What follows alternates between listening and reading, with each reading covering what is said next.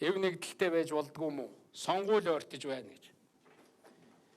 Тэгэхээр би бол нэг юм хэлье. Ер нь бол хууль зөрчдөг авилгалтаа одоо авилгач гэдэг юм уу тийм хүмүүсээс салах нь бол намын эрх ашиг гэж боддог шүү дээ.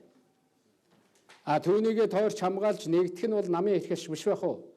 Аль ч намынхан бол хууль зөрчдөг улс төрд үнэхээр баймааргүй байна энэ хүн гэж үзэж байгаа тэр хүмүүсээс холдуулах хэрэгтэй. Тэр хүмүүсээ заавал нэр дэвшүүлэх шаардлага байхгүй. Одоо нэг юм байгаа. Магадгүй энэ улсын их хурлын хүрээнд, энэ бүрэн эрхийн хүрээнд тодорхой одоо хүмүүстэй янз бүрийн зүйл яригдсан байж магадгүй. Тийм улсууд байгаа болвол дахин нэр дэвшүүлэх хэрэггүй. Би заримтай нь уулзаад хэлжсэн нэлээд хэдэн хүнд. Чи бол хэрэггүй. Одоо зүгээр мэдгдэл хийгээл гар. Би энэ улс төрөөс гарлаа. Би энэ их орон ард түмнийхэн төлөө ийм сайхан юм хийх гэлээ. Тэгээд улс төрд ороод ирлээ. Тэгсэн энэ улс төрд чинь ийм муухай одоо хачин муухай юм байдгийм байна. Би гоё хүн гээд гарахгүй юу?